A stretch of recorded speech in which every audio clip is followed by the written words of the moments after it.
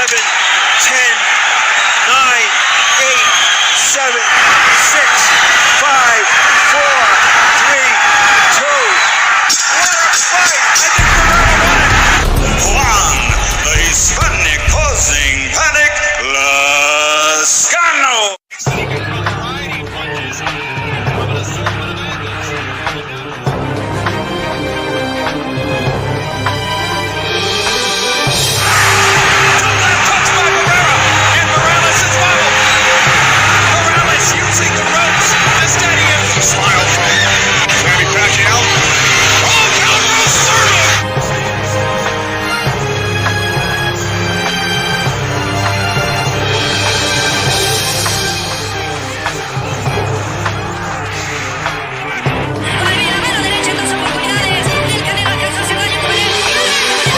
You're now listening to Hispanics Causing Panic, baby.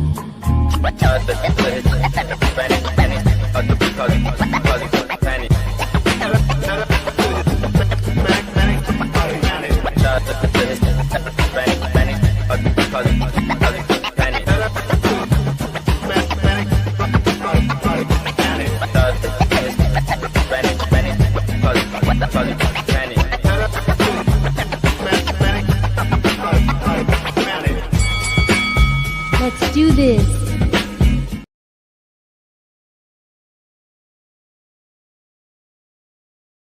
What's going on, everybody? D-Style here. Make sure you hit the like button. If you're listening on the archive, you're listening on the archive, leave a comment, tell me what you think. Just wanted to come on here and do this video talking about this live, I should say, talking about Tszyu. He is back, as you all know. He just fought yesterday on Amazon Prime here in the U.S. and pay-per-view over there in Australia. It was a no-limit show. We saw the pyros. We saw the fire and the brimstone and all that good stuff. You know what I mean? It was everything. The crowd was pumped. The crowd was excited. Tszyu has he's back to old form, it appears. Should we get excited? But does this require some excitement in our part? Or do we need to take a chill pill? Right?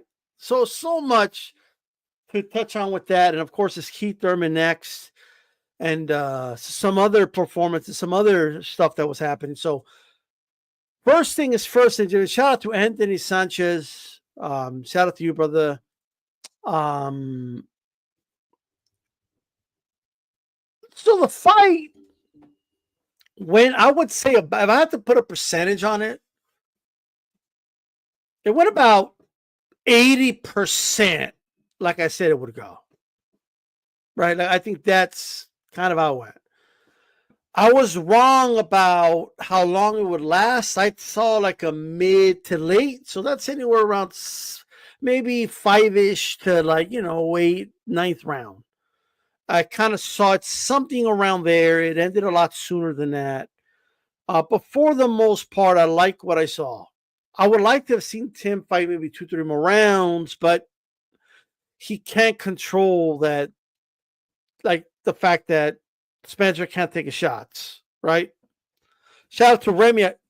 How's it going, brother? I hope everything's good on your end. But I will say that he did look good. He was patient, right? He was poised. He took his time, right? He made sure no stone was left unturned, and then he turned up the gas. He overwhelmed Joey Spencer. He put punches together at the very end there, and Spencer just couldn't keep up, quite frankly. Spencer has never had the best stamina and punch resistance. It's always been a problem that's followed him, and that's not something you just fix. And I just think that was going to play a big role. And another thing, I know Spencer's American, right? I know technically this is an international fight, right?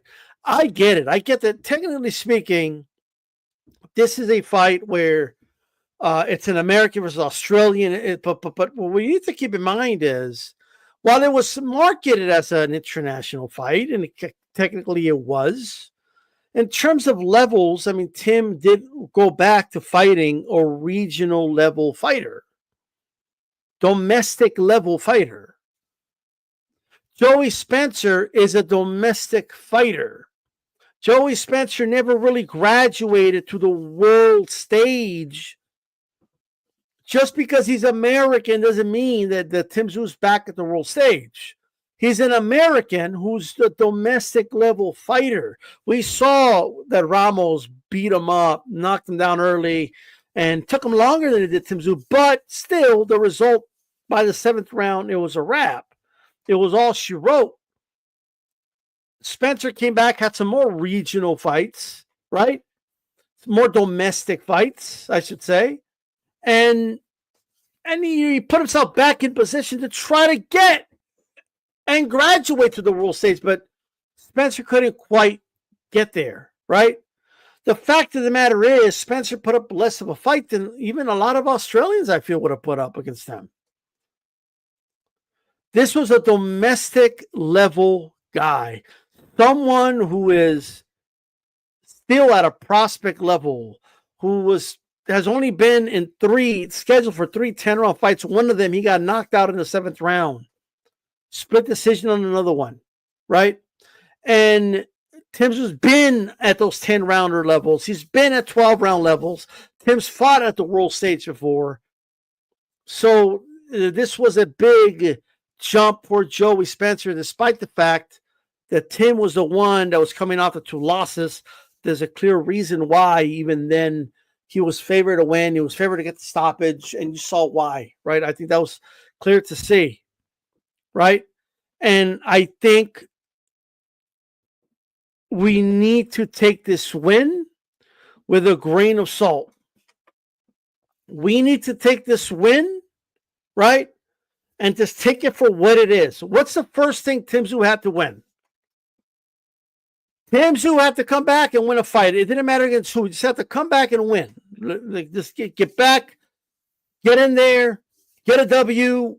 That's the first step before anything, and that's exactly what Tim Tszyu did. So he won, right? That he did what he was supposed to do against someone who, yes, is American, but he's a domestic level fighter. If we're honest, right?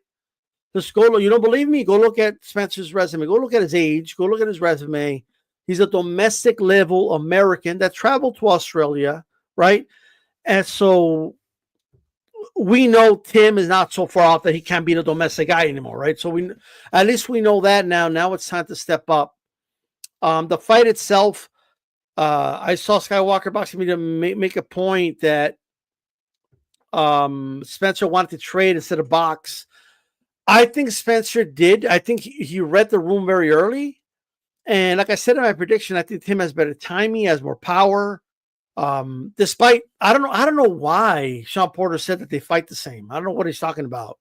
But Tim has a very like Soviet style, and whereas, you know, Spencer's trying to use more athleticism and that Midwest kind of, style, and it's just a little different, right? Or a lot different, but I think Spencer read the room early, and I think he figured, you know what? Think about it. The 2 times Tim lost, one of them he was cut, he had a crimson mask, and it turned into a war, right? He started to trade with Fundora. That's probably the only way he gained some timing in that fight. And then, of course, he lost against Bakram, where he got knocked out, and he got, he got in a firefight with him, and maybe Spencer felt, look, I'm not going to outbox this guy, because he wasn't. He was not going to out-time Tim. He was not going to outpoint Tim. He didn't even have the stamina to do that.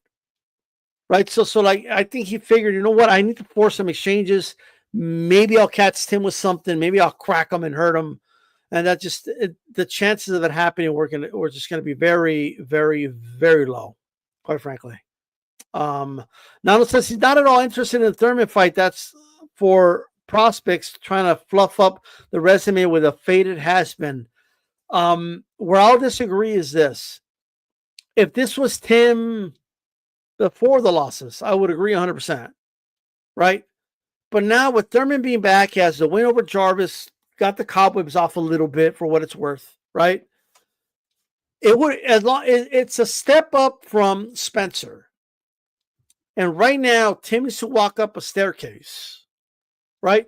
We need Tim to walk up the stairs. We don't need him to leap, try to like leapfrog and make a big leap of faith against a much tougher opponent at the moment, because he's coming off 2 losses. One of them a very devastating loss at Bakram.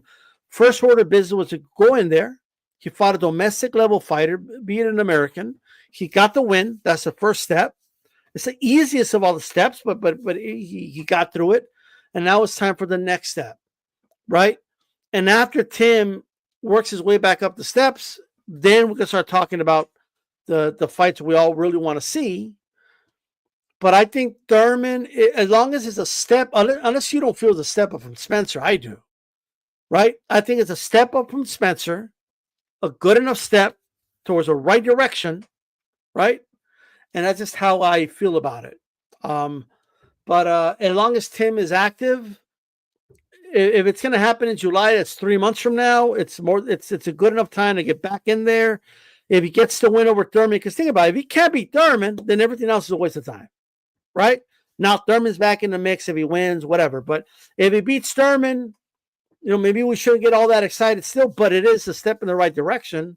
And then you can make another step, maybe late in the year, because there'll be enough time. Like he'll be able to get another fight in before the end of the year, maybe early next year. And long as all those are steps up, then I think we're in the right direction. And I think it's going to be Thurman, but make no mistake about it. I know boxing is a business. I know things can happen. Opportunities can present themselves, and he may make a bigger step than he should, or at least in my opinion, right? But that's just how I feel about that. Skywalker Jamal's comeback fight. Who would be a good next fight for Tszyu? Well, I just think it's Thurman. I think Thurman. That's why Thurman went over there on a no limit card. That's why Tim just fought Spencer. Those 2 fights were to set up the fight with Thurman. And I think it makes sense. It's going to be in Australia. It's a big event over there. It's a step up from Spencer for Tszyu to continue the stairway up. That's the way I see it, right? It's my opinion, but you guys can tell me what you think. And that's how I see that. Shout out to Tony Boswell. Shout out to you. Nando says people always recycling in-house. Whether they're recycling Thurman, we'll see where it goes. Alexander Wilson, absolutely. 154 is 100% deep. And yes, it is lit. Dennis Ward, thank you for being a member. Skywalker Media, thank you for being a member as well. You guys can catch all my political commentary exclusively on the memberships. Always there, plus more content coming soon as well. Because you get to see who we're helping out for the month in terms of amateurs with the channel revenue and all that good stuff. So that's that. Another fight I saw thrown out there was a fight with Fundora, the rematch. That's an interesting one. It could bypass everything. Think about it. If it's presented to Tim Tszyu, it'll be for 2 belts against someone you're familiar with, someone you already fought, someone you were doing good against before the cut. And now it's an opportunity to avenge a loss and prove to people, that, the cut definitely played a big role. And in winning, you become a unified world champion. It's going to be very, very hard to say no to that if you're Tim Tszyu, if that's something that's presented to you. I did see Tim Tszyu's manager, Glenn Jennings, talk about that fight, saying that is a fight they're interested in if it presents itself, so that could be, or that rematch could be in the works. It could bypass everything completely, but I still think the Thurman fight's likely to happen in July, and then after that, maybe the Fundora fight to close out the year. I think that's a good year. Spencer, Thurman, Fundora, theoretically, if that's the path, that's 3 fights in a year. He gets back in title contention. He could regain the belts with the win. It'll be 2 belts, and that sets him up perfectly to start the early year next year, right? And to me, that's the perfect way to do it. That's what I would do in a perfect scenario, the way I would go about it, right? So, hey, You know what I mean? And at that point, if he is a unified champion, everything opens itself. Jermel fight that should have happened, maybe could happen. Now the rematch of Murtazaliev could become appealing for 3 of the 4 belts. I mean, there's something in it for Murtazaliev, 2 belts. The first fight wasn't that competitive, so it's kind of hard to sell it, but you could sell it as, look, he caught me early, I was hurt, that's why the fight wasn't competitive. I'm going to fight different this time and have 2 belts this time, and that's something they could look at early next year, but right now I don't even want to look at that. This is the way I see it, okay? And I agree with this statement. That's perfect. Well, Nando's agreeing with me, so we're aligned here. We're great. Even Murtazaliev shouldn't be off the table. Yeah, like I said, but I think Tim needs to show like beating Spencer isn't good enough. But if he beats Thurman, then he gets past, and then he gets a rematch. He wins a rematch against Fundora, right? And now he has 2 belts. Murtazaliev has another belt. Then a rematch for unification makes all the sense in the world. And if Tim can do a revenge tour, and he could come back and not only wrestle against those demons, but defeat them. If he does that, and by next year he's avenged those losses, Tszyu is officially back and bigger than he was before the setback, right? But everything is one step at a time. And right now it looks like Thurman is the next step. And I think that's what they're going to do. And if I'm going to rematch my 2 losses, I'm going to do the Fundora one first. I think that's by far the most winnable one. And it'll get him back in track. Confidence levels up, belts back. And him being, active and all that. And on a groove again. And then we're talking about a Murtazaliev fight. And I'm all for it, quite frankly. But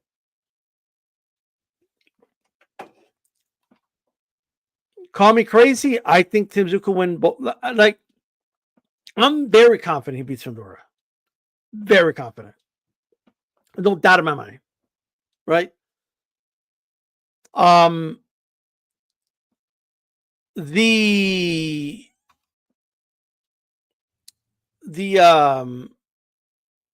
The fight with Murtazaliev, well, that's different, right?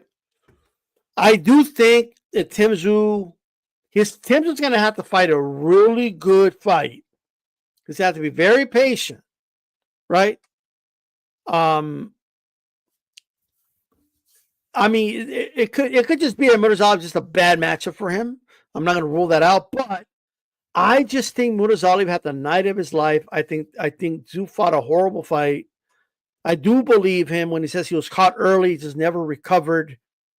And I do think that at the very least, Tim could put up a much better fight, a much more competitive fight. Murtazaliev, I mean, obviously would be the favorite. No one's like that one I have more reservations about, especially at the moment. But I just think Tim just didn't have a good night. And I do think he could pull it off. I do. Right? So revenge tour it is, but so many moving parts. Somebody could beat Murtazaliev. Somebody else could beat Fundora. Samson's in the mix, and is Samson willing to take Fundora over to Australia? We don't know. Does that mean it's going to have to be in Vegas or somewhere in the U.S. again? Is that going to cause some issues? There's a lot of questions that we have that we don't know yet. But as of right now, it looks like the Thurman fight in July is on the table. No issues with it. It's in 3 months. Let's get to it, and then we'll go on from there. Right? And Murtazaliev, to me, he just had like the night of his it's kind of like Camboza's against Teofimo. Teofimo just didn't look good that night. I think there was an issue with esophagus. Camboza was hungry. He was more prepared. He took it more serious at the night of his life. He got that early knockdown early. That it just like the stars aligned for him. But like people thought he was a whole new fighter now, and then like he just looked like the same old Cambozas after that. And I feel like Murtazaliev is who he was before the Tszyu fight. I think that fight made him look like more like a killer, right? And I get the whole thing about it's because he wasn't He wasn't in Ramadan. He wasn't fasting. I just think he is who he is, and I think we're going to see that. I don't think we're going to see the monster we saw in that fight moving forward. And call me crazy, I think Tim Tszyu could win that rematch. I do. Imagine if he comes back and he has a revenge tour. He has 3 of the 4 belts back. He gains 3 of the 4 belts. That would be amazing. Okay, and that's just how I feel about that. Tim's going to respect him a lot more in this rematch. So should be interesting. That is that. Like I said, Tim Tszyu is back. Step in the right direction. And one thing, guys, I do think the Thurman fight's going to be fun. Thurman's going to make it fun. Thurman's going to be talking so much trash. He's going to get in Tim Tszyu's face. The Mexican Tszyu thing is going to come back. In fact, if Tim Tszyu fights Thurman and Thurman starts the whole and he will, so Thurman does the whole Tim Tszyu, what you going to do? I'm going to send a Hispanic Cause and Panic t-shirt to Tim Tszyu. All right? So he could wear it. I'm going to send to his man, hey, can you have Tim Tszyu wear the Hispanic Cause and Panic t-shirt so he could represent, the Mexicans in this fight, right? I think that's something I would like to see. I think that'll be fun. I think it's going to be a fun fight, actually. And look, you can't count out that if let's say Thurman pulls it off, then we got to say, hey, Thurman's back, and Thurman deserves a big fight after that. You know what I mean? So, as boxing fans, we're gonna get something out of it regardless. But I do think Tim wins, and then I think hopefully we get a Fundora fight or something down the line, and or they might just do another Australian level fight and then prepare the revenge tour for next year. But we'll see. All right. Nando Fields going to come up with another injury. Now, I do want you guys to see. There's this this young kid. He's a prospect, only 18 years of age. I went to Pueblo, Colorado, and I went over there to watch the under 19 World Championships. World Boxing is now, part of the Olympics. The IOC has recognized World Boxing as the official body for boxing. So we will have boxing still in the Olympics. It's not going anywhere. Despite what you've heard, it's back. It's not going anywhere. And we're going to have it in Los Angeles, all that good stuff. But that was their first official, worldwide tournament, right?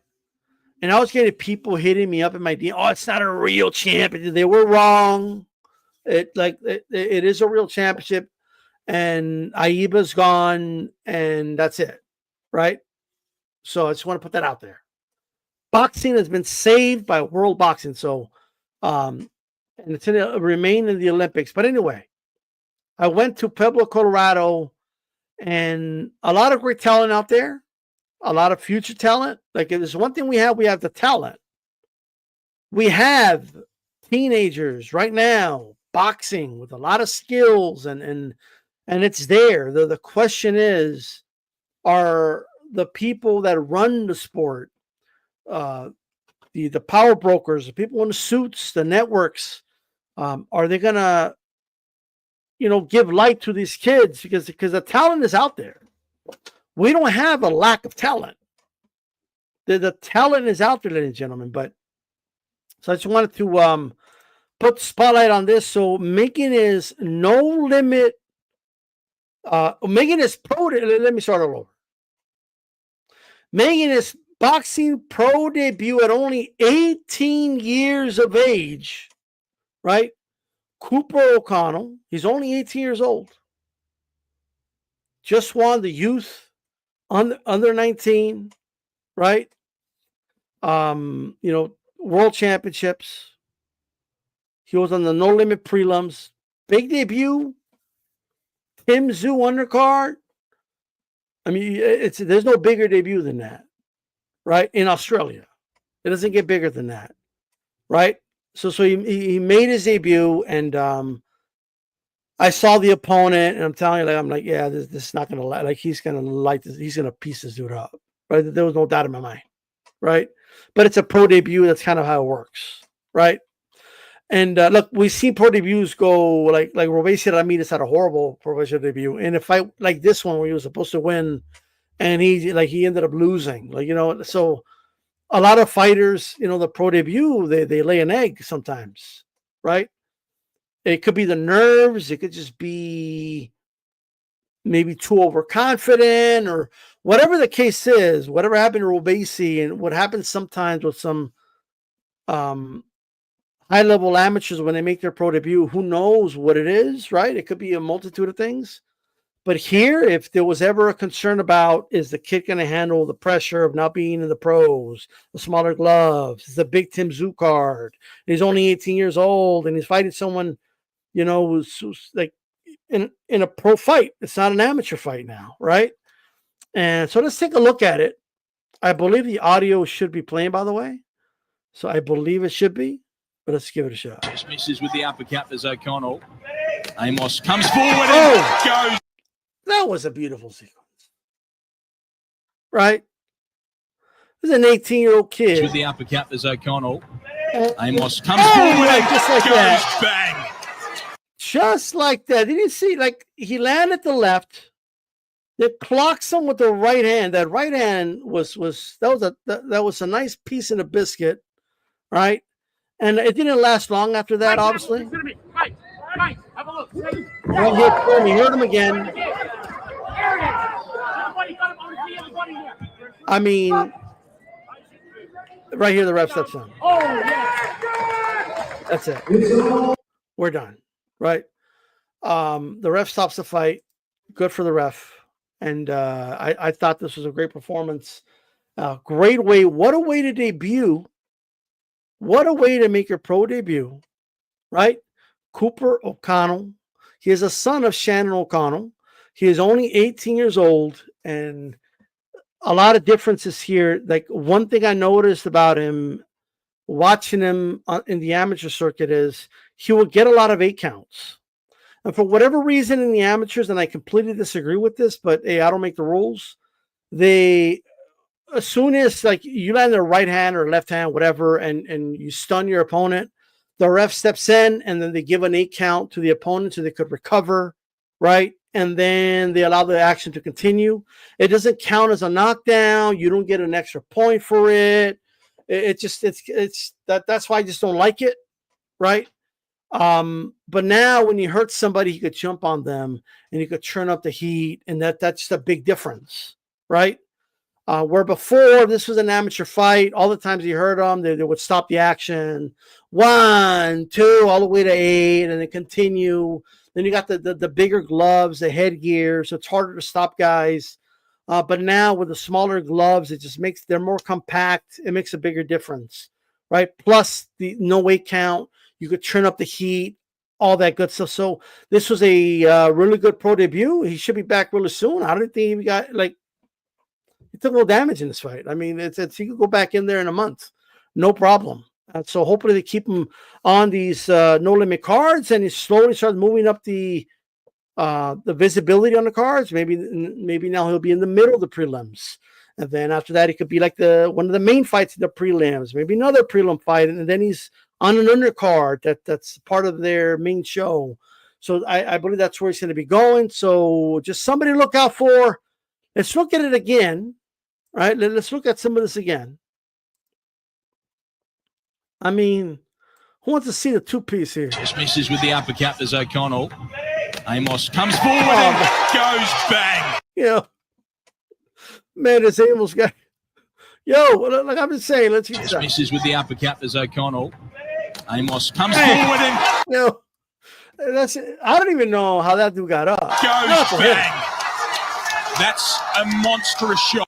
He got up. And there's one thing that Amos guy's got is hard. Amos will do well to continue in this. Look at the ref counting, bro.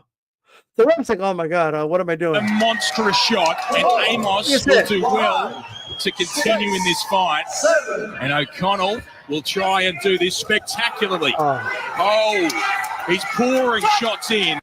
Yeah, that is what it is. But anyway, so he gets his big W, pro debut. Big stuff, right? Anyway, and that's Tszyu. Again, his big win over Spencer. I would show that, but I don't want to because I don't want to get copyrighted by No Limit. I'm already taking the risk for the other one. But I appreciate everybody that tuned in. Hey, guys, this is the Style Box. I appreciate it once again for tuning in. I am out of here. Enjoy the rest of my Sunday. Peace out.